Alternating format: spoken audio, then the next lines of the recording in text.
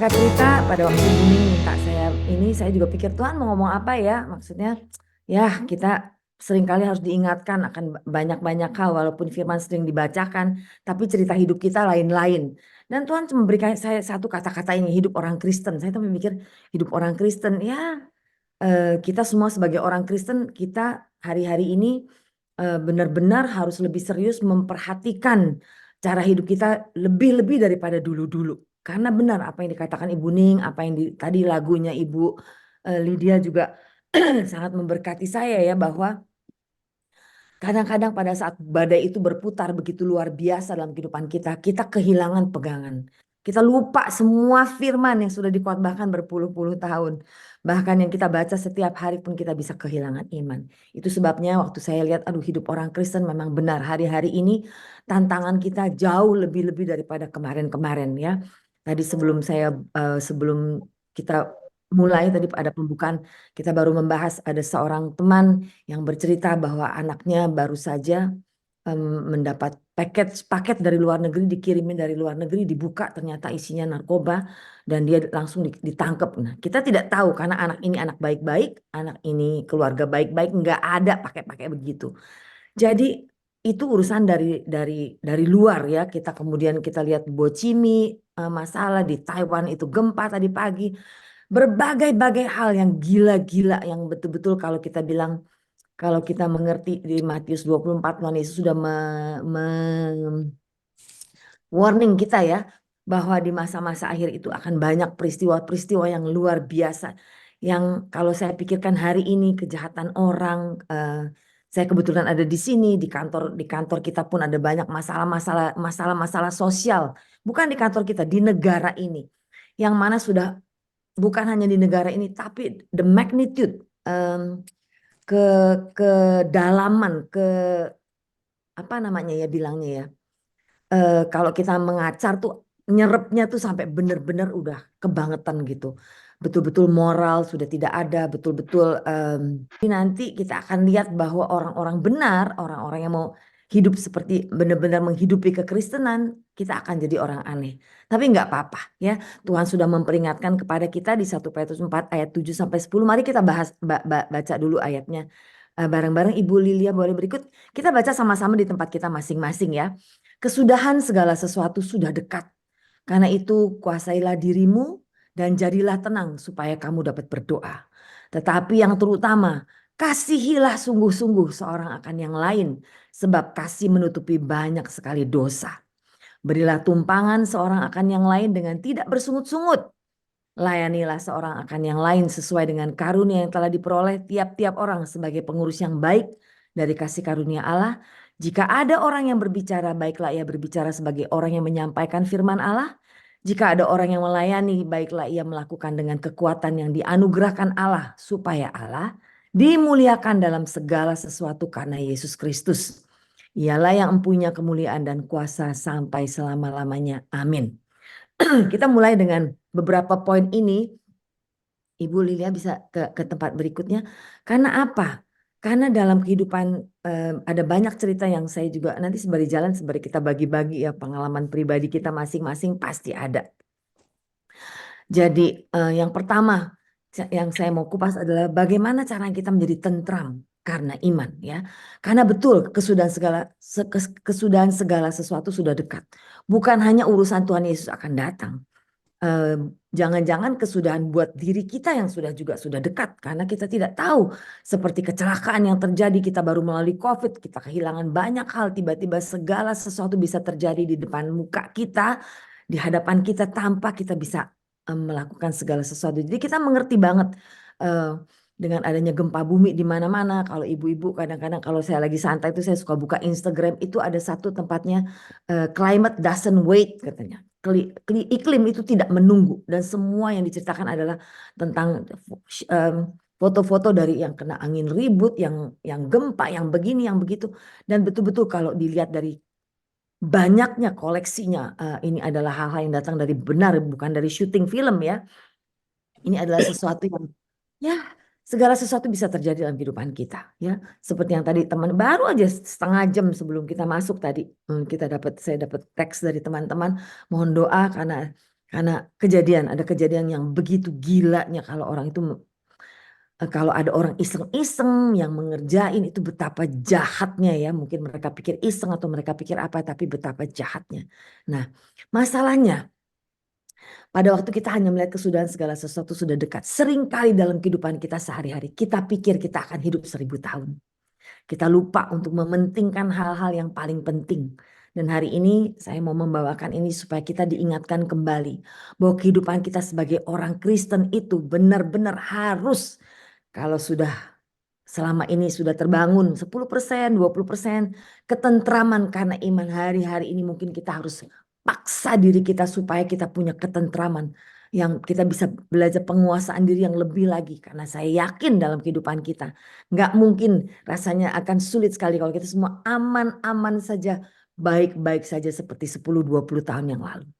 Saya rasa sudah sekarang guncangan-guncangan kita banyak yang beda ya, karena kita bisa lihat ada guncangan-guncangan datang dari luar, keadaan ekonomi, keadaan sakit penyakit yang sekarang lagi wabah. Sekarang Jakarta kata lagi wabah ini itu di mana-mana. Dari luar itu yang seperti itu. Di dalam rumah tangga kita sendiri belum tentu, kita punya suami mungkin belum percaya, kita punya anak-anak mungkin masih ya percaya sih percaya, ke gereja sih ke gereja, tapi kehidupan mereka banyak perkara. Mungkin dia juga punya ada situasi-situasi dalam kehidupan kita yang kita belum serk, kita belum sehati, belum betul-betul 100% menyatu, bahwa kita semua sehati sepakat dengan orang-orang yang ada di sekitar kita. Dalam keluarga kecil kita, keluarga yang extended family, maupun dalam kantor, dalam pelayanan, dalam apa saja ya. Dan hari-hari ini kelihatannya orang-orang yang karena kita lagi dalam pembacaan Alkitab, lagi baca di Keluaran.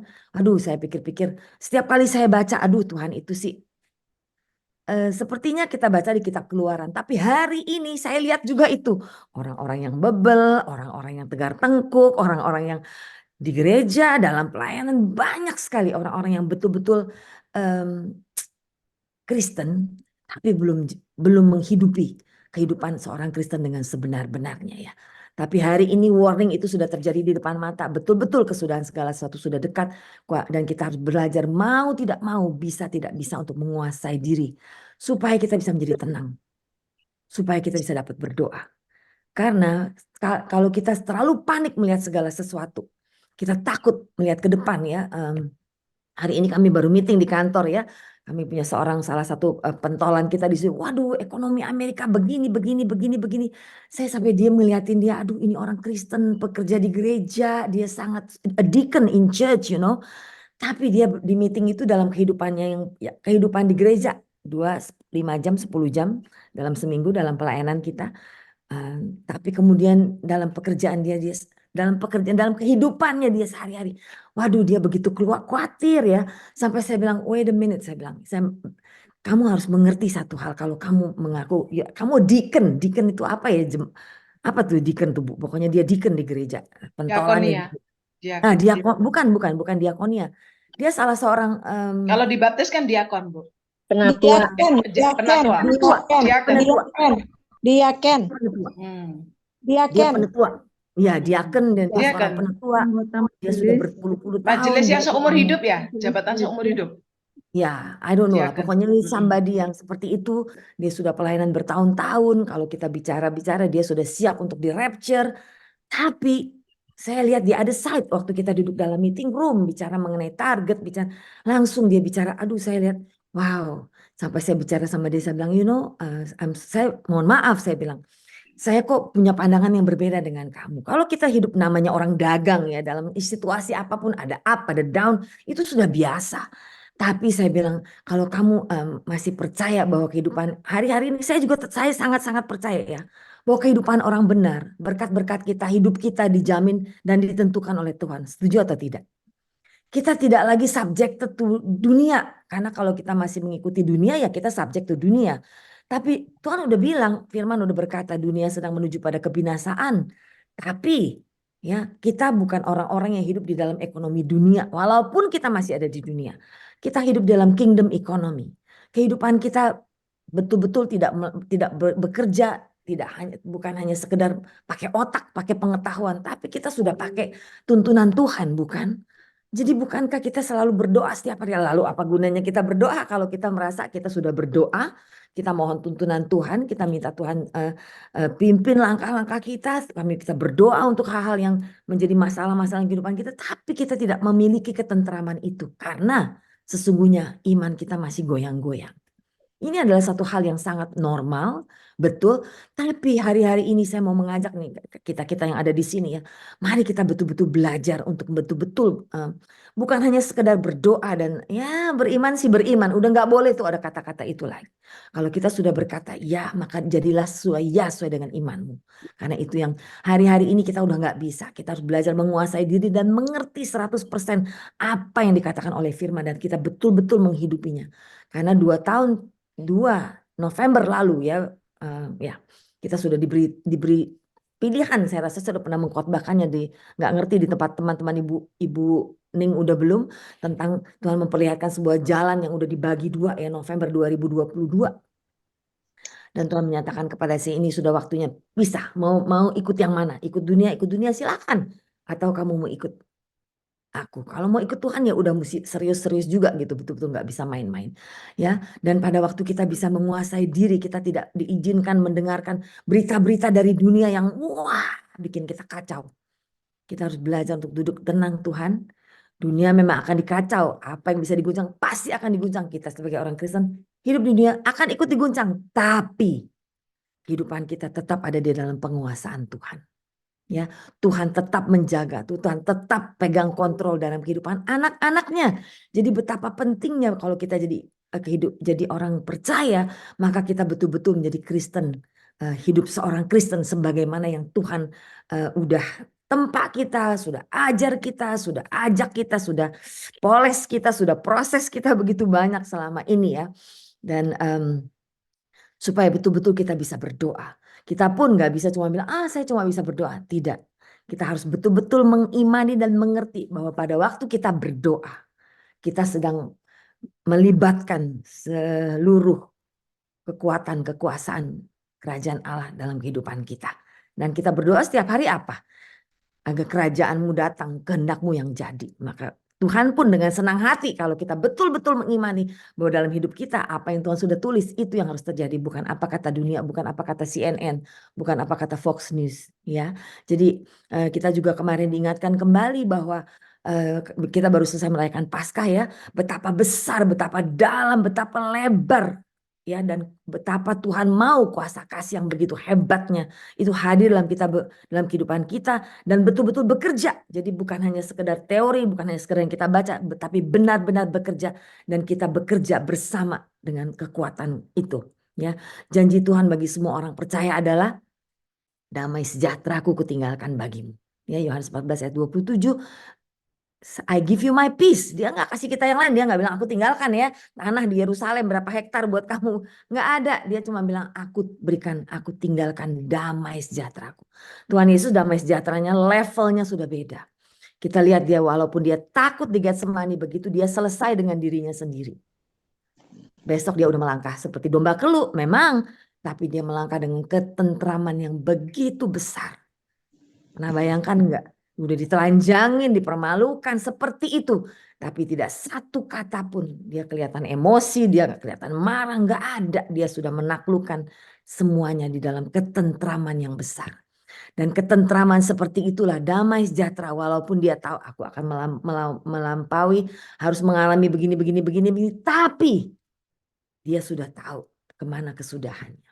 Kita bersyukur Tuhan Yesus lakukan itu sehingga semua peristiwa salib itu kita tidak perlu menjalankan, tapi kita kebagian the benefit ya, barang siapa percaya dia menerima bahwa iblis datang untuk mencuri, membunuh, membinasakan, tapi aku datang dalam kehidupan kita. Tuhan Yesus datang dalam kehidupan kita to give you life, untuk memberikan kita kehidupan, berikan kamu kehidupan dan kehidupan di dalam segala kelimpahan damai sejahtera nomor 1.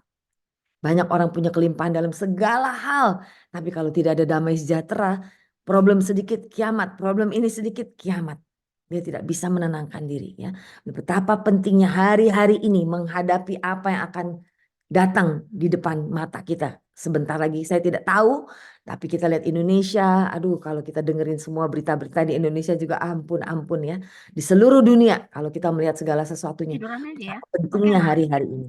Betapa jauh lebih penting daripada sebelum-belumnya. Bahwa kita memiliki damai sejahtera yang Tuhan sudah berikan kepada kita itu. Bukan damai sejahtera yang kita dapatkan yang palsu dari dunia. Karena kita pikir, wah aku sudah punya rumah berapa banyak nih. Aku sudah punya ini. Wah aman lah, aku tenang lah. Oh bukan yang itu. Ya, tapi satu damai sejahtera yang benar-benar yang tak terguncangkan. Amin.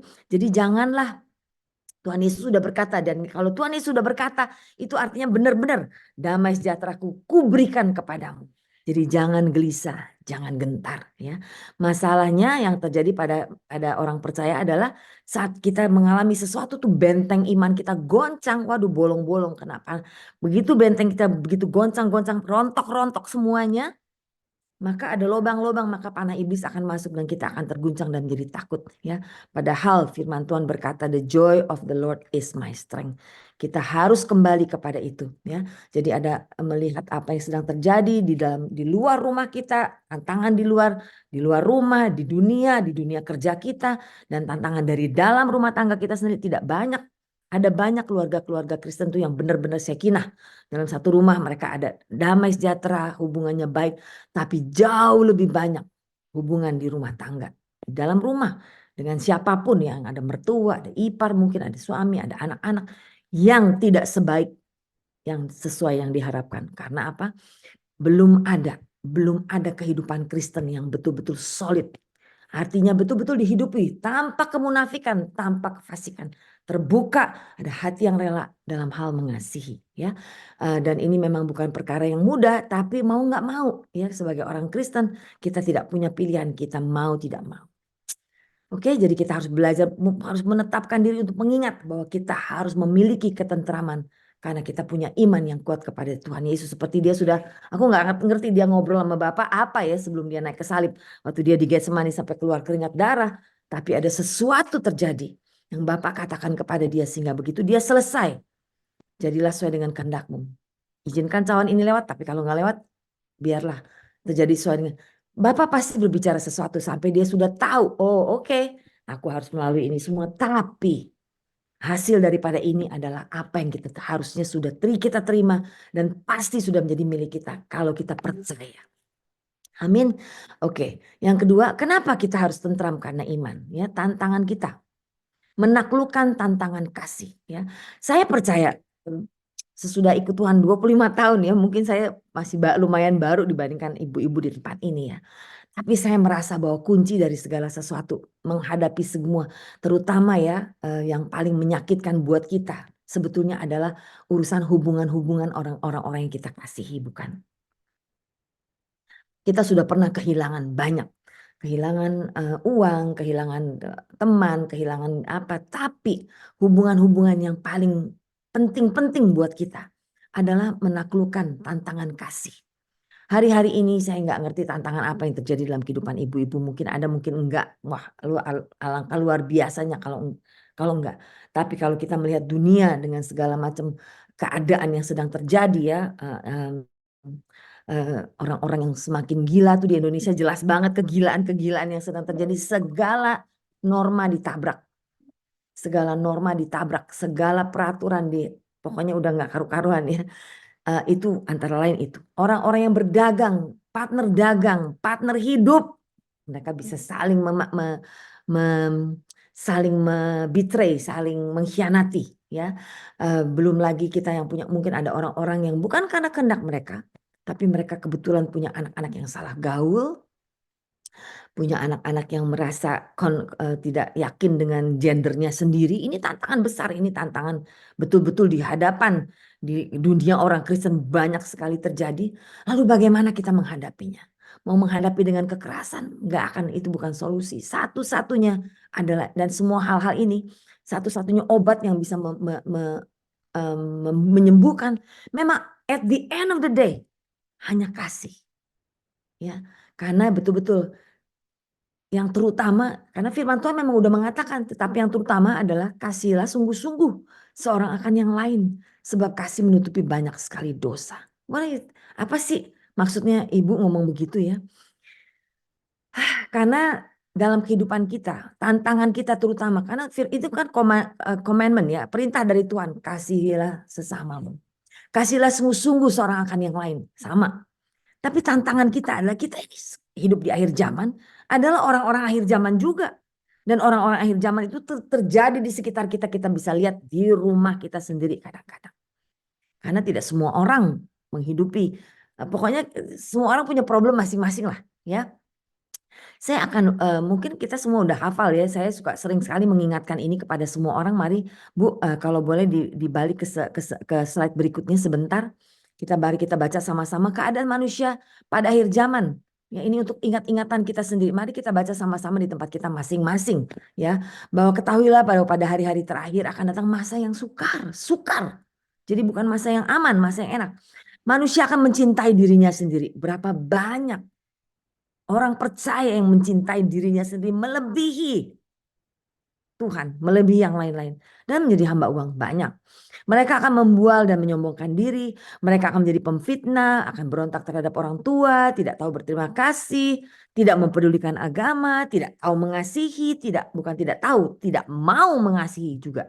Tidak mau berdamai. Ya, sakit hati terus, pelihara. Ya, ingat-ingat terus. Suka menjelekkan orang. Tidak mau berdamai loh, suka menjelekkan orang, tidak dapat mengekang diri, dia tidak punya penguasaan diri, kebawa oleh pikiran, semua iblis bicara apa saja dalam pikirannya dia ikutin itu semua ya. Tidak bisa mengekang diri, tidak bisa menguasai diri, garang, nggak bisa ditoel, nggak bisa dikritik, nggak bisa diberi masukan, ngamuk. Dia hanya benar sendiri, tidak suka yang baik, suka berkhianat, tidak berpikir panjang, berlagak tahu, lebih menuruti hawa nafsu daripada menuruti Tuhan.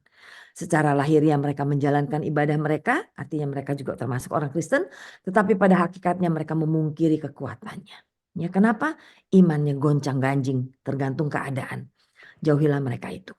Sebab di antara mereka terdapat orang-orang yang menyelundup ke rumah orang lain dan menjerat perempuan-perempuan lemah yang syarat dengan dosa dan dikuasai oleh berbagai-bagai hawa nafsu, termasuk hawa nafsu marah, hawa nafsu balas, hawa nafsu ketidakpuasan hidup, apalah yang walaupun selalu ingin diajar namun tidak pernah dapat mengenal kebenaran.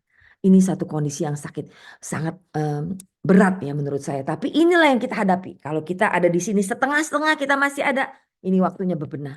Kalau kita menghadapi orang-orang yang seperti ini, karena ini keadaan manusia pada akhir zaman di sekitar kita, di rumah, di luar rumah, dimanapun kita berada, maka kita harus menghadapinya.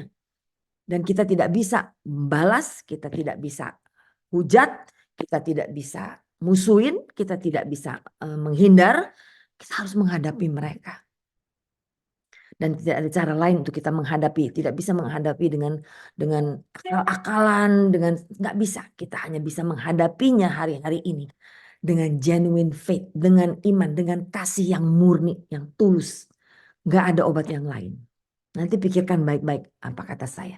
Karena betul-betul kalau orang sudah manusia kayak mereka, orang-orang yang seperti ini, mereka melihat orang Kristen, mereka muak, mereka bilang kamu munafik, mereka akan memperkatakan banyak hal-hal yang boten-boten, bukan karena mereka benar, tapi karena mereka tidak tahu kebenaran. Mereka hanya tahu kebenaran yang datang dari dirinya sendiri, yang hidupnya dikuasai berbagai-bagai hawa nafsu mereka sendiri, benar di mata mereka sendiri. Ya, jadi itulah keadaan kita. Kita akan menghadapi orang-orang ini kalau kita sendiri pun belum sudah keluar dari sini 100%. Ya, kita harus tetap berjuang sampai itu terjadi. Ibu Lilia kalau boleh kembali ke yang tadi Bu, ke slide yang tadi Bu. Ya, nah tapi yang terutama tantangan kasih kita adalah bahwa dalam kehidupan kita akan berhubungan dengan manusia-manusia akhir zaman ini dimanapun. Bisa di rumah, bisa pegawai kita, bisa di kantor, bisa di anak-anak kita, saudara, sepupu, kakak, adik, ipar, Anda, I don't know. Pokoknya itu akan terjadi. Ya. Tapi firman Tuhan juga mengatakan, kasihilah sungguh-sungguh. Nah ini yang paling susah.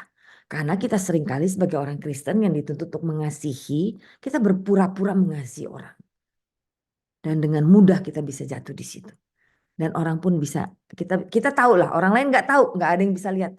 Tuhan dan kita yang tahu. Apakah kita sungguh-sungguh mengasihi orang-orang ini. Justru orang-orang yang paling menyakitkan. Sulit loh, bukan perkara mudah. Tapi Tuhan menuntut, kalau saya lihat ini, Tuhan menuntut kasihlah sungguh-sungguh. Kenapa Tuhan menuntut? Karena kamu bisa. Karena kita mampu. Karena kita punya Roh Kudus. Karena kita kalau mengenal Tuhan dan karena firman Tuhan berkata begini ya, nanti ada sorry, mungkin saya cari ayatnya. Ayat Yohanes 14 ayat 21 kalau nggak salah ya.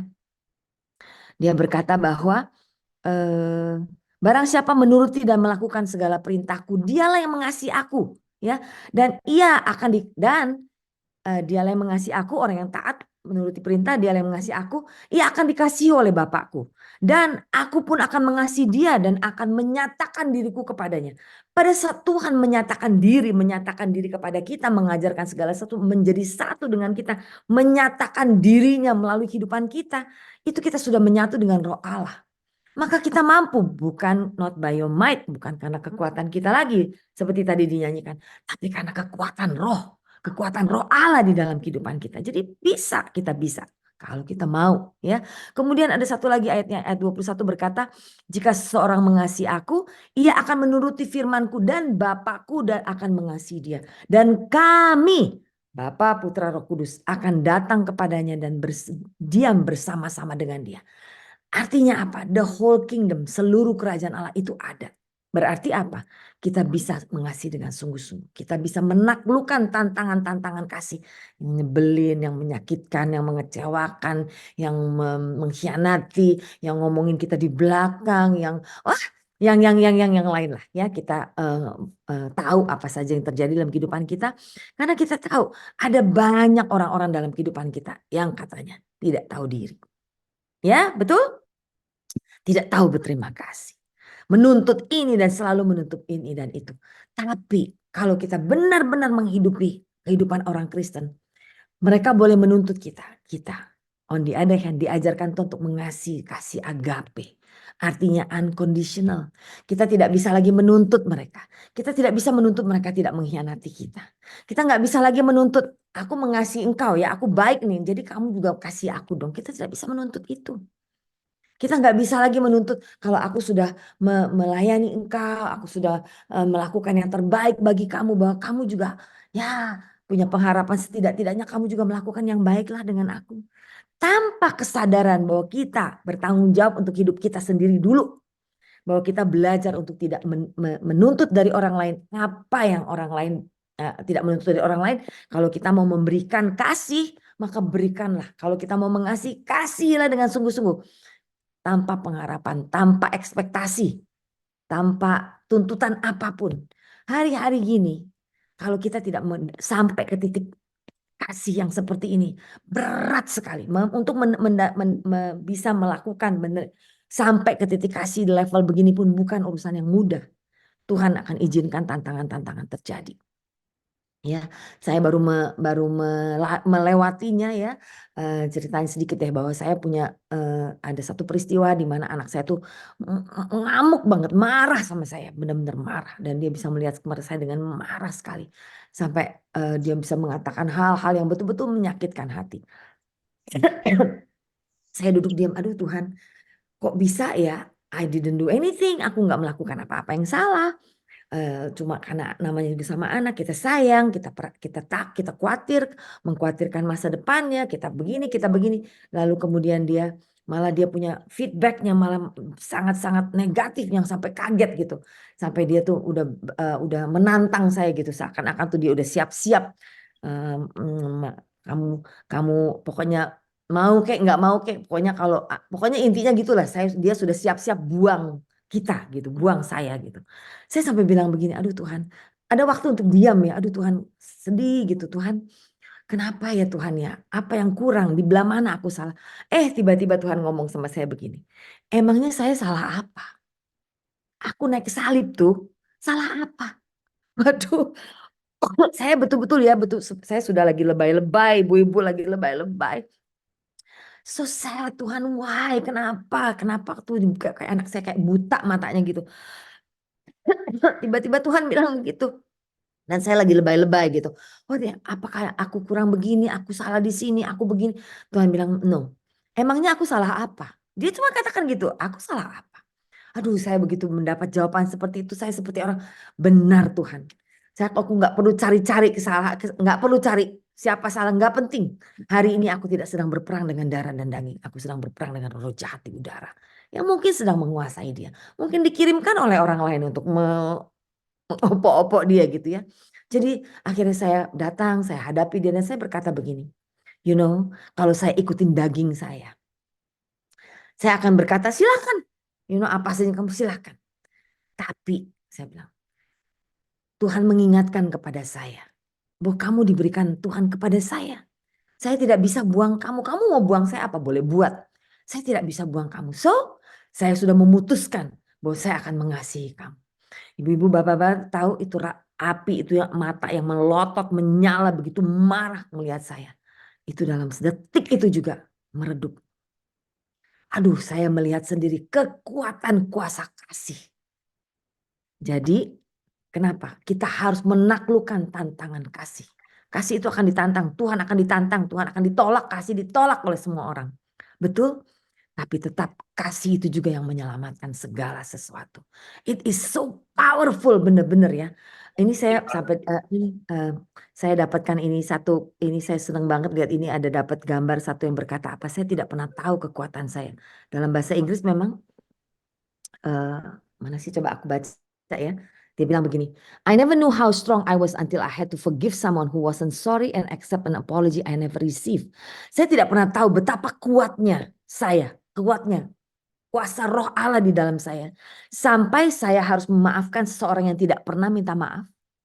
Ya, dia bukan minta maaf, dia nggak merasa salah ya. Bahkan saya bisa menerima permintaan maaf yang belum pernah diucapkan katanya. Keren banget ya.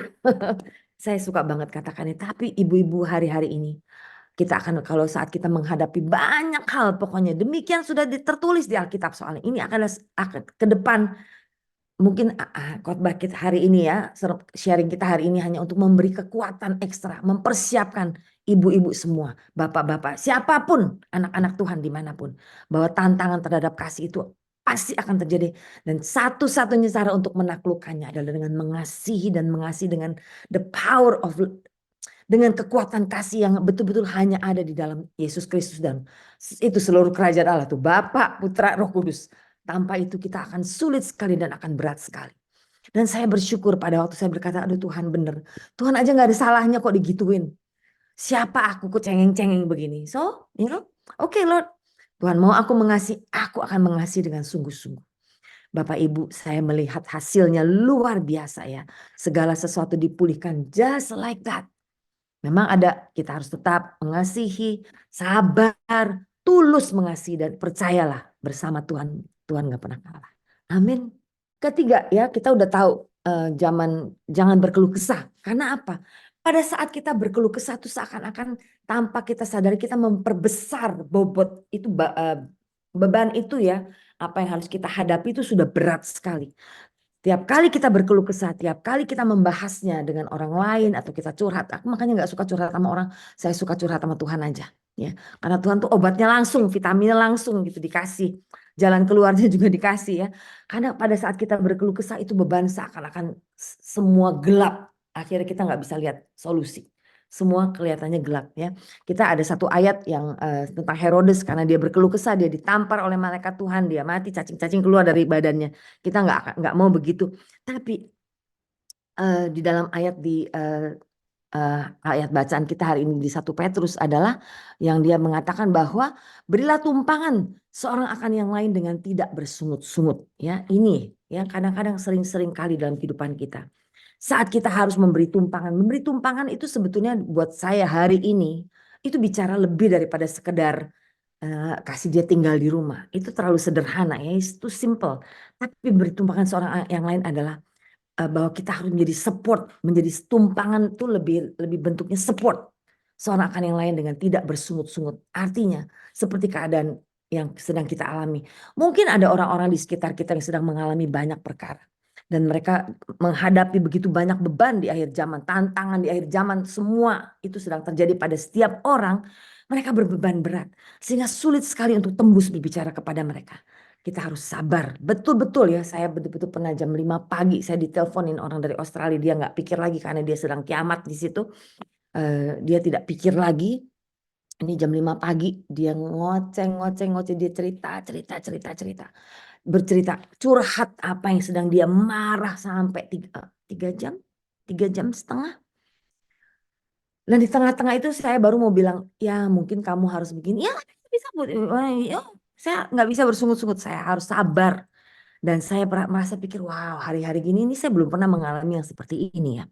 Sampai begitunya panasnya, sampai tidak bisa mendengarkan orang lain. Dan perlahan-lahan, tapi betul-betul saya juga dalam kehidupan kita juga akan terjadi hal-hal seperti itu ya. Apakah itu orang-orang di sekitar kita, apakah orang-orang itu di luar yang memberi tumpangan. Kita tidak mungkin memberi tumpangan kepada orang yang terlalu jauh ya, tapi ada orang-orang dalam kehidupan kita yang sedang mengalami berbagai-bagai perkara. Nah, kehidupan kita sebagai orang Kristen yang benar-benar udah matang, maka ini adalah bagian kita, mau tidak mau ya. Kadang-kadang saya kalau udah ketemu pasien yang susah, yang sampai udah ngeyel, pusing, kayak kaset kendor ngeng juga lelah ya. Tapi hari-hari ini saya justru malah Tuhan ingatkan supaya jangan bersungut-sungut, jangan komplain. Kamu diajar, diberi makan, diberi kekuatan oleh Tuhan, diberi banyak pekerjaan kita, diberi tugas. Selama masih ada kesempatan, ya, selama masih ada, maka kita harus betul-betul lebih dari sebelumnya menjadi orang-orang yang memberi tumpangan, tuh benar-benar tumpangan, seperti pohon yang memberi tumpangan betul-betul kepada orang-orang yang sedang bergoyang-goyang dalam iman mereka. Ya, firman Tuhan di 1 Samuel 2, saya mau baca nih, ada di sini, tidak ada di slide. Janganlah 1 Samuel 2 ayat 3. Janganlah kamu selalu berkata sombong. Janganlah caci maki keluar dari mulutmu. Karena Tuhan itu Allah yang maha tahu dan oleh Dia perbuatan-perbuatan diuji. Nah, dalam kehidupan kita seringkali pada waktu kita marah, pada waktu kita melihat ada sesuatu yang nggak benar, kita tuh karena kita merasa sudah lebih tahu, kita sudah lebih mengalami lebih banyak, cara kita berkata-kata itu mungkin bisa nggak enak didengar oleh orang lain yang sedang terguncang-guncang. Jadi biar bagaimanapun, mau mereka ridiculousnya bagaimana, mau mereka ngeyelnya begini, sabar. Kita betul-betul kali ini betul-betul harus praktek mengasihi dan mengejar kasih dengan sungguh-sungguh ya. Karena yang sedang mempercayakan orang-orang itu untuk menjadi menumpang dalam kehidupan kita, menumpang dalam iman kita, menumpang dalam kekuatan roh kita, menumpang dengan apa yang kita tahu tentang kebenaran Tuhan, apa yang kita sudah alami bersama dengan Tuhan. Itulah Tuhan yang mengirimkannya sendiri. Sehingga berapa pentingnya kita pada waktu kita menghadapi mungkin, I don't know, orang-orang yang susah, yang sedang, kalau kita mengasihi, kita pasti mau mengajak semua orang untuk datang kepada Tuhan, bukan? Tapi kan ada banyak orang-orang yang sedang mengalami ini, mengalami itu, aduh mereka pokoknya tantangan banget. Tapi hari ini Tuhan sedang mengingatkan kepada kita betapa harus jauh lebih sabar, harus jauh lebih sabar dan lebih mengasihinya kita. Sehingga kita tidak boleh bersungut-sungut, kita nggak boleh berkata, aduh anak nggak tahu diri, ini nggak tahu terima kasih ini dan itu, kita udah kata-kata seperti itu, pikiran seperti itu jangan izinkan sedikit pun, walaupun iblis menembakkannya dalam pikiran kita, walaupun pada kenyataan nggak heran kita sah-sah aja kalau kita mengatakan hal seperti itu. Tapi sehari ini saya mau mengajak Bapak Ibu semuanya untuk mengingatkan kembali. Jangan sampai kita izinkan hal seperti itu masuk di dalam hati kita. Karena Tuhan tidak berkenan. Karena Tuhan yang mengirimkan orang-orang itu dalam kehidupan kita untuk kita topang. Ya, saya juga ada punya peristiwa sampai hari ini. Anyway, banyak orang lah, pokoknya banyak orang yang harus kita topang seperti itu. Dan kalau kita pikir-pikir, aduh enak banget dia cuma gini doang. Tapi saya sekarang belajar untuk tidak mengizinkan, saya tidak mau mengizinkan pikiran-pikiran apapun yang masuk. Karena yang seperti tadi, hidup ini adalah kesempatan. Kalau Tuhan mengirimkan orang-orang yang super high maintenance ya, nyebelin banget atau gimana lah. Tapi mau tidak mau, karena kita yang sudah lebih mengerti duluan, kita sudah mengalami Tuhan lebih banyak. Memang itu tugas kita untuk memberi tumpangan dengan lebih kuat lagi ya. Apalagi orang-orang seperti Ibu Ning, ibu gembala, orang-orang yang memang dalam dunia pelayanan, betapa lebih pentingnya kita harus menjadi semakin kuat. Karena apa? 1 Samuel 2 ayat 7-8 berkata, Tuhan membuat miskin dan membuat kaya. Ia merendahkan dan meninggikan juga. Ia menegakkan orang yang hina dari dalam debu, mengangkat orang yang miskin dari lumpur, untuk mendudukan dia bersama-sama dengan para bangsawan dan membuat dia memiliki kursi kehormatan. Nah, karena kata-kata ini Tuhan membuat miskin, Tuhan membuat kaya. Kita tahu bahwa ini adalah segala sesuatu dalam kehidupan masing-masing orang. Tuhan yang menetapkannya. Gak bisa kita rubah. Ya. Tapi kita juga tahu bahwa pada waktu Tuhan juga yang merendahkan, Tuhan juga yang meninggikan. Maka jangan, kita betul-betul ayat yang tadi berkata, janganlah kamu selalu berkata sombong. Karena kita berada dalam keadaan yang lebih baik, kita sudah lebih mengerti Tuhan, kita lebih punya iman, kita bisa menenteramkan diri, kita punya penguasaan diri lebih baik dari orang lain, kita bisa berdoa, bahkan kita bisa melakukan doa-doa yang penuh berkuasa. Lalu kita merasa, aduh, udahlah yang ini mah, udahlah, gini. Kita nggak bisa ya, demi Tuhan, demi Kristus Yesus yang baru kita rayakan kematiannya, demi kebangkitannya juga kita hari ini betul-betul semua harus punya mental yang lebih kuat, lebih besar daripada sebelumnya. Kalau kita punya kekuatan sudah agak lemah, udah agak loyo karena betul-betul udah lelah hari-hari ini, we cannot afford, kita nggak bisa lagi menjadi lelah. Ini bukan saatnya untuk kita menjadi lelah. Ini justru saatnya kita untuk bangkit menjadi lebih kuat, lebih-lebih lagi. Karena akan begitu banyak orang yang akan Tuhan titipkan, yang Tuhan akan kirimkan dalam kehidupan kita. Orang-orang yang butuh ditolong itu jauh lebih banyak lagi. Ini waktunya Tuhan sedang melawat. Kalau kita adalah hidup orang Kristen, kita adalah orang-orang yang benar-benar murid yang benar. Ini juga bagian kita untuk melawat lebih lagi. Amin, ibu-ibu bisa tangkap pikir omongan saya, bisa tangkap maksud hati saya ya. Maksud hati Tuhan saya sebetulnya sih. Karena betul-betul kita, kalau kita kita ini kan sebagai pengerja ya. Kalau kita di LPMI kita adalah pengerja, kita adalah orang-orang yang penuai di akhir zaman. Bagaimana kita hanya mau menuai yang mudah-mudah untuk dituai, tapi kita harus menuai semuanya. Dan Tuhan mau merawat, memanen sebanyak mungkin. Dan yang paling banyak adalah yang paling menyebalkan. Karena biasanya yang paling menyebalkan itu ditinggalkan.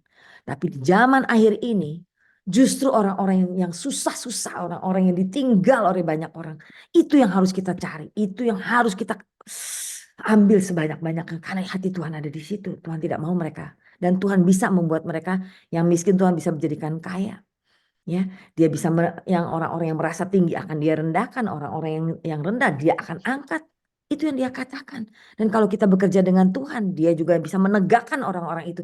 Tapi kan dia harus menegakkannya melalui siapa? Yang melalui kita, yang memberi tumpangan dan menolong mereka untuk bisa datang dengan kesabaran yang penuh, dengan kuasa yang lebih, dengan kasih yang lebih, kuasa kasih yang lebih.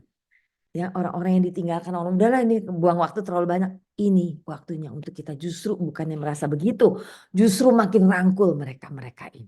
Amin. Slide berikutnya Bu Lilia. Terima kasih. Kenapa? Ya, saya mau mengingatkan jangan sampai kita didapati sebagai orang jahat di hadapan Tuhan. Ya, mari kita baca sama-sama di tempat kita masing-masing. Saya mau bikin besar nih, saya punya nih. Aduh. Oke, Aurit. Amsal 6 ayat 12 sampai 19. Orang jahat yang dibenci oleh Tuhan, ya. Tak bergunalah dan jahatlah orang yang hidup dengan mulut serong. Pada waktu kita marah, kita seringkali mulut kita serong tanpa kita sadari loh. Yang mengedipkan matanya ya, kita melihat orang yang menyebalkan lewat lalu kita sama dengan teman sebelah kita senggol-senggolan, kita kedip-kedipkan mata ya. Yang bermain kaki menunjuk-nunjuk dengan jari. Yang hatinya mengandung tipu muslihat. Yang senantiasa merencanakan kejahatan, menimbulkan pertengkaran. Itulah sebabnya ia ditimpa kebinasaan dengan tiba-tiba. Sesaat saja ia ditimpa kebinasaan dengan tiba-tiba. Sesaat saja ia diremukkan tanpa bisa dipulihkan kembali. Aduh, saya membaca ayat ini ya betul-betul wow Lord, betapa harus hati-hatinya orang Kristen itu hidup ya. Kita tidak bisa lagi hidup seperti dunia seperti dulu-dulu mungkin waktu kita sedang baru belajar, waktu kita belum dewasa, kita masih bisa kadang-kadang kompromi dan mengharapkan aduh Tuhan juga mungkin nggak main. Hari-hari ini sudah bukan waktunya lagi. Kalau kita mau jadi orang Kristen, jadi orang Kristen dengan benar-benar nggak main-main lagi ya.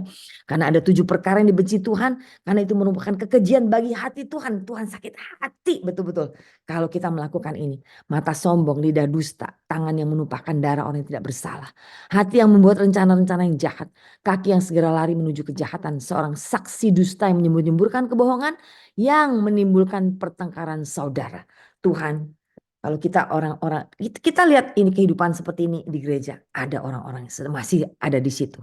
Dan hari-hari ini adalah bagian kita untuk betul-betul somehow dengan kehidupan kita yang sudah matang, kita harus memberi influence dan menegur mereka dengan lebih-lebih dengan kasih, tapi sudah benar-benar nggak bisa lagi kompromi, betul-betul teguran kita pun, kalau dulu cuma tegur toel aja, sekarang mungkin harus cubit gitu. Ya, dengan kata lain. Karena apa? Ini kejadian ini masih terjadi. Masih banyak orang-orang yang menimbulkan pertengkaran di antara saudara karena lidah, karena hati, karena pikiran nggak benar semua.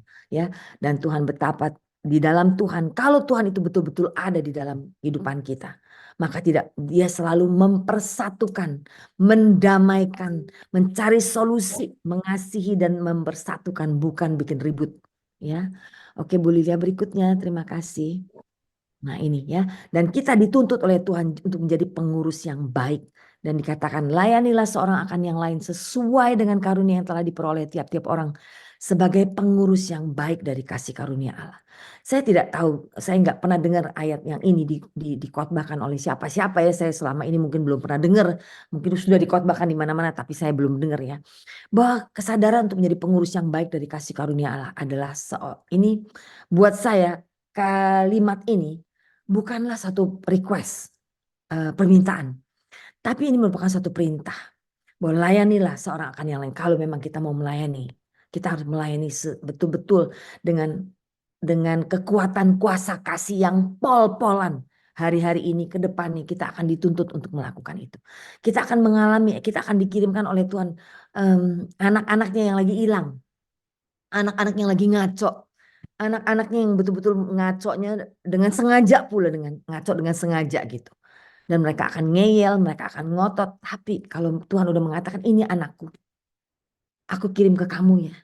Tolong diurusin. Tolong dilayani. Tolong diurusin sampai lurus kembali. Bagaimana kita harus punya kesabaran, kita punya kekuatan kasih. Mesti punya, hari-hari ini kita harus mesti bisa punya kekuatan kasih yang seperti itu. Ya, karena sesakit-sakit hatinya kita kepada orang lain, ya tidak mungkin kita lebih sakit, kita akan jauh lebih sakit kalau kita disakiti oleh orang-orang yang kita kasihi, bukan? Jadi kita kalau sudah mengalami seperti saya harus sudah bisa, ya saya harus sudah bisa karena saya percaya tiap kali saya bilang, aduh Tuhan aku nggak sanggup deh Tuhan, karena itu dengan mudah sekali waktu kita bertemu dengan orang-orang yang sulit dari mulut kita keluar, aduh nggak sanggup deh Tuhan, nggak sanggup deh Tuhan. Hari-hari ini kata-kata itu udah nggak boleh keluar dari mulut kita. Kalau Tuhan menitipkan anaknya kepada kita untuk diapain ya, diurusin, kita harus punya. Apa yang harus kita persiapkan? Kita harus mempersiapkan ada kuasa kasih yang jauh lebih besar, kepedulian yang jauh lebih besar, hati yang benar-benar set sesuai dengan apa yang Tuhan mau. Ya, karena dengan cara itulah kita baru bisa menjadi pengurus yang baik dari kasih karunia Allah. Kita bayangkan kehidupan kita selama ini dalam kehidupan rumah. Kenapa ada banyak anak-anak orang Kristen ya yang seperti anak saya mungkin. Karena dia lihat maminya, mami masih bawel, kadang-kadang juga masih galak, kadang-kadang juga masih suka ngatur gini dan gitu. Ya saya tidak merasa tertuduh karena bagian kita di mana saya harus disiplin, di mana saya harus tegur. Walaupun saya menegur dengan cara yang jauh lebih baik daripada sebelum saya menjadi orang percaya, betul? Tapi karena apa? Dan akibatnya karena dalam perjalanan kita, pertobatan kita dari orang dunia sampai jadi orang Kristen yang dewasa, ini kan ada proses. Anak-anak kita nonton dari maminya masih ngaco, sampai maminya pelan-pelan, setengah-setengah benar, setengah-setengah ngaco, sampai hari ini yang benar. Dan kebanyakan orang anak-anak yang belum mengerti, mereka tidak mau melihat yang hari ini. Mereka terus kutak-kutik, usut-usut yang dulu-dulu. Dulu kan begini, begini. Pokoknya segala alasan akan dipakai untuk nyalah-nyalahin. Ya kan itu yang terjadi hari-hari ini. Ya, apakah itu anak sendiri atau itu saya sedang lihat pokoknya sedang terjadi dan saya merasa Tuhan memang sedang mengguncang ya supaya dalam rumah tangga itu Tuhan, kuasa kasih Tuhan itu dinyatakan. Karena dengan kuasa kasihlah semuanya bisa dibereskan. Mau perkara seperti apapun bisa dibereskan dengan kuasa kasih ini. Dan semua keluarga-keluarga Kristen harus dipacu sampai keluar kuasa kasih agape itu harus keluar dan terjadi. Karena Tuhan membutuhkan alat-alat anak-anaknya untuk udah mulai bawa kasih agape kemana-mana. Bukan hanya bawa di badan, tapi ini kita punya kehidupan roh jiwa kita, roh jiwa tubuh kita menjadi bukan hanya bawa api, kita sudah harus jadi api gitu loh. Dan agape itu bukan hanya sesuatu yang kita bawa, kita anterin ke rumah orang, tidak, tapi kitalah. We are agape. Semua orang yang datang memeluk kita bisa merasakan kasih Kristus yang besar dan kuat. Ya, slide yang terakhir Ibu Lilia, terima kasih. Dan bagaimana jadi pengurus yang baik? Mau nggak mau kita harus jadi contoh. Kita harus jadi contoh yang sudah nyata hari ini, jadi mateng. The one new man in Christ, manusia baru di dalam Kristus. Semua orang di sekitar kita mau tidak mau harus sudah bisa melihat manusia baru itu. Baru mereka bisa mengerti, oh ya ini orang dulunya gendeng gitu ya. Sekarang betul-betul dia sudah menjadi manusia baru. Semua orang bisa melihat Kristus. Semua orang bisa merasakan kasihnya. Semua orang bisa merasakan ketulusan Kristus di dalam melalui kehidupan kita. Ya, karena dan semua orang harus bisa lihat, wah benar Tuhan yang hidup di dalam dia. Ya, dan slide yang terakhir ini hidup sebagai pelaku kebenaran. Ya, jika ada orang yang berbicara, baiklah ia berbicara dengan orang yang menyampaikan firman Allah. Mungkin kita tidak perlu berkhotbah setiap hari, tapi kita selalu pasti apapun yang kita bicarakan, apapun pasti ada kebenaran. Udah mau nggak bisa yang lain, kebenaran. Ya, kita tidak berpikir dari motivator stok. Kita berpikir dari apa yang Roh Kudus katakan, apa yang firman katakan. Jika ada orang yang melayani, baiknya melakukannya dengan kekuatan dari yang dianugerahkan oleh Tuhan. Ya, nggak bisa. Ya ingat kita akan dititipkan anak-anak yang hilang nih, anak-anak yang dari dulu nggak orang udah males gitu karena tapi Tuhan sedang mau melawat mereka. Dan kalau Tuhan mau melawat, percayalah tidak akan sulit. Tapi modal kita bukan hanya sekedar mau melayani, tapi kita mau melayani dengan kasih, benar-benar dengan kuat ya. Allah yang mempunyai kemuliaan dan kuasa sampai selama-lamanya. Ya, supaya Allah dimuliakan dalam segala sesuatu karena Yesus Kristus. Ya, itu bukan kita betul-betul hari-hari ini ya semua. Saya mau mengajak semua kita sebagai orang-orang percaya, kita betul-betul sudah tidak bisa lagi hidup setengah-setengah, tidak bisa lagi hidup dalam munafik. Saya enggak lah, saya rasa orang-orang seperti kita udah enggak mau hidup munafik ya. Tapi paling enggak kita harus menjadi, enggak boleh juga jadi orang fasik apalagi. Tapi betul-betul sudah waktunya kita memacu hidup kita menjadi Kristen yang asli. Hidup orang Kristen kita betul-betul. Karena kalau kita sudah menghidupinya, kita sudah tidak perlu acting. Kita hidup, this is us. Api itu ada di dalam kita. Terang itu bercahaya di dalam kita. Kasih itu bisa dirasakan oleh semua orang. Yesus bisa dilihat oleh semua orang, bukan lagi aku, tetapi dia. Ya, bukan lagi jadi-jadian ya, jangan lagi ya. Kita tahu bahwa ada banyak Kristen jadi-jadian, Kristen setengah-setengah jadi, secara daging, separuh roh, tapi rohnya juga bukan Roh Kudus ya. Kita sudah waktunya bagi kita ini saatnya udah nggak banyak waktu lagi bagi kita untuk berbuah lebat, lebih lebat lagi. Berusaha mengasihi lebih kuat lagi daripada sebelum-sebelumnya, karena betul-betul semua yang telah diberikan kepada kita harus kita persembahkan lagi kepada yang empunya segala kemuliaan dan segala kuasa ya selama masih ada waktu. Sekian, terima kasih. Saya tutup sampai di sini. Kita berdoa sama-sama, Bu Ning. Iya, ya Bu, silakan. Mau kita berdoa ya.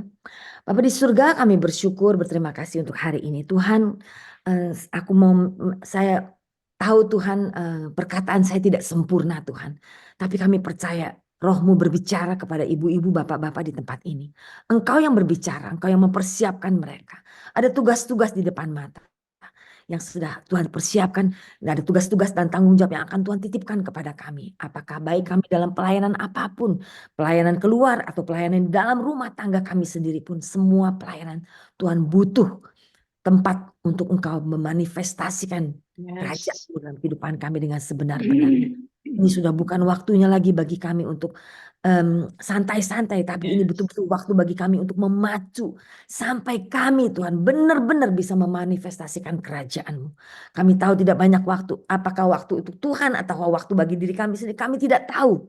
Tapi kami percaya Tuhan, sebagaimana kami menyanyikan bukannya sekedar lagu yang kami ucapkan, tapi benar-benar Tuhan kami mencoba untuk menyampaikan pengharapan Tuhan Dan kami juga mengerti dan kami juga inginkan supaya selama masih ada kesempatan, apa saja yang Tuhan percayakan dalam kehidupan kami, biarlah itu menjadi satu kehidupan roh yang lebih dari sebelumnya. Biarlah kasih itu betul-betul dinyatakan lebih dari sebelumnya, Tuhan. Bahwa kasih itu bukan hanya ke dalam, tapi kami harus belajar untuk bisa menjadi manifestasi dari kasih dari kuasa kasih yang begitu sempurna. Sebagaimana yang Tuhan sudah lakukan di salib. Supaya kuasa kasih itu betul-betul bisa dirasakan. Bukan hanya secara roh, tapi betul-betul from the flesh, ya, dari secara daging pun semua orang bisa merasakan. Apapun tantangan yang harus kami hadapi, Tuhan berikan terima kasih untuk apa yang Tuhan udah nyatakan kepada kami. Tuhan, kami belajar mau tahu dan mau Amin. percaya bahwa Tuhan ada di dalam kami, maka kami mampu. Not by our might, Tuhan. Bukan dengan kekuatan kami. Kalau dengan kekuatan daging kami, aduh udah give up, nggak bisa, nggak mampu, nggak sanggup. Tapi Tuhan, dengan kekuatan kuasa kasih-Mu yang begitu sempurna, dari kekuatan kuasa kasih Bapa yang mau mengorbankan anak satu-satunya, Oh, Tuhan, Jesus. demi keselamatan kami semua, dan how powerful that love is, itu dari Bapa. Kemudian ditambahkan dengan kekuasa kasih dari Tuhan Yesus yang begitu, karena Dia mengasihi kami, Dia taat, Dia mau mati, Dia bayar harga, Tuhan. Dan kemudian bukan hanya itu saja, Kau tambahkan lagi, Tuhan, ada Roh Kudus yang Tuhan berikan. Tuhan robek Roh-Mu sendiri dan Kau berikan kepada masing-masing dari kami untuk menjadi satu empowerment yang begitu perkasa. Tidak ada kuasa yang lebih besar, the dynamic power di dalam kami untuk mampu mengasihi. Tuhan, di masa-masa akhir ini, di akhir-akhir zaman ini, Tuhan, aku nggak tahu apa yang akan terjadi. Tapi kami mau belajar untuk mempersiapkan diri kami semua, Tuhan. Supaya apa yang ada sedang kami hadapi hari ini, kami bisa mengatasinya bersama dengan Engkau. Dengan mengasihi, dengan tulus. Karena sejawaban dari segala problem adalah kasih agape yang sempurna itu. Maka Tuhan, bawa kami dalam satu perjalanan iman yang lebih baik di dalam rumah tangga kami sendiri maupun di luar rumah tangga kami. Jadikan kami, equip us Tuhan hari ini. Supaya kami punya satu pengertian. Karena kami akan sulit melakukan tanpa understanding. Akan sulit bagi kami untuk melakukan ini.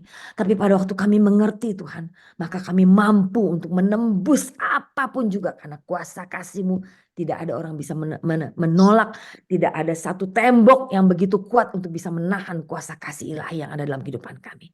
So Father, hari ini kami berdoa, barang siapa yang sudah mendengar dan mau dan percaya, maka mereka akan menerima di empowerment itu, Tuhan. Karena Engkau sudah ada di dalam bibit kasih itu, sudah ada di dalam hati kami masing-masing.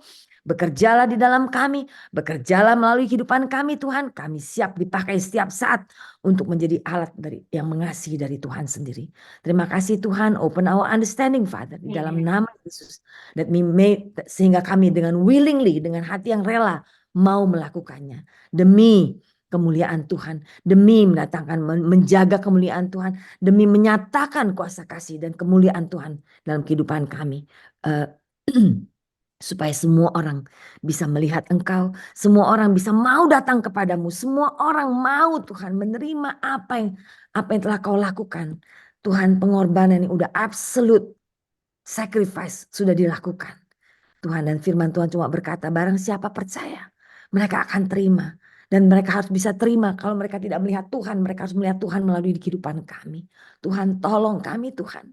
Kami tahu kami jauh dari sempurna, tapi Tuhan, kami juga tahu kalau Engkau ada dan hidup dalam kehidupan kami, maka tidak ada perkara yang mustahil dalam kehidupan kami. Seperti biji, Tuhan, kalau kami nggak mati, tidak akan ada pohon yang keluar. Kami mau mati, Tuhan. Pada waktu kami mati, sangkal diri kami tidak hidup dengan pakai perasaan kami. Kami tidak bisa lagi dikuasai oleh perasaan kami. Kami mau hanya ada perasaan kasih, belas kasihan, sehingga kami bisa menyelamatkan. Tuhan bisa pakai kehidupan kami semua untuk menjadi alat di dalam tangan-Mu. Terima kasih Bapa, dengar doa kami ya Tuhan. Terima kasih Bapa di surga. Terima kasih Tuhan Roh Kudus. Kami Tuhan Yesus dan Allah Roh Kudus. Kami telah selesai berbicara. Biarlah Roh Kudus terus berbicara kepada hati masing-masing semua orang yang mendengar. Dan mengejawantahkannya bagi mereka semua. Apa yang harus mereka lakukan. Apa yang mereka lihat. Apa yang mereka lihat. Dan mereka bisa menyadari what they can do. Apa yang mereka bisa lakukan kepada siapapun. Dimanapun. Bersama dengan Engkau semuanya. Ya dan amin. Terima kasih Bapak. Haleluya. Amin. Amin. Ya.